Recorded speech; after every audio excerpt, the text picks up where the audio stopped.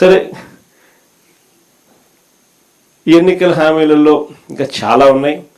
Super 6లు super 7లు పచ్చి మోసాలుగానే కనపడతా ఉన్నాయి. సూపర్ 6లు సూపర్ 7లు పూర్తిగా ఒకవైపున ఎగరగొడుతూనే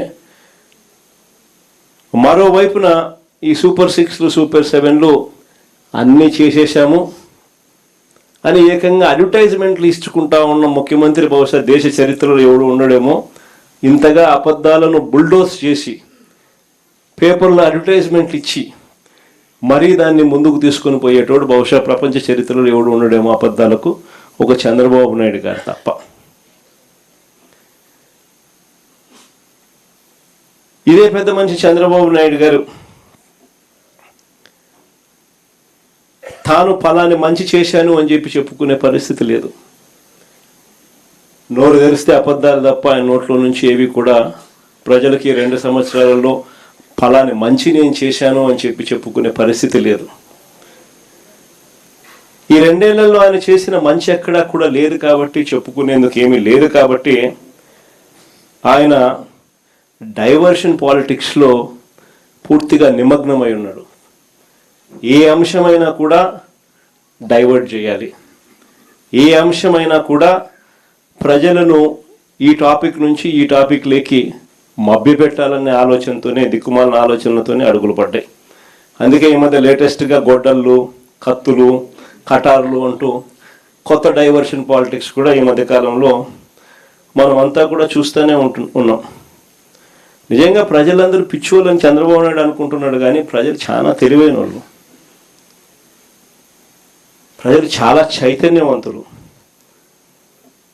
నిజంగా రాష్ట్రంలో ఏ ప్రాంతమైనా బాగుపడిందన్నా, రాష్ట్రంలో నిజంగా ఎక్కడైనా అభివృద్ధి జరిగిందన్నా, నిజంగా రాష్ట్రంలో ఎక్కడైనా పేదవాడికి 4 ఏళ్ళు నోట్లోకి వెళ్ళాయి అన్నా, ఒక రైతు బాగుపడ్డాడన్నా, ఒక అక్క చెల్లెమ్మ బాగుపడిద్దన్నా, ఒక పిల్లాడు చదువుల విషయంలో బాగుపడినాడన్నా, ఇవన్నీ ఎక్కడైనా జరిగాయి అని అంటే ఒక నాన్నగారి పాలనలోనే జరిగాయి.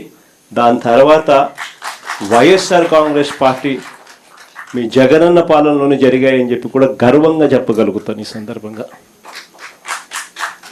నిజంగా మంచి చేశాము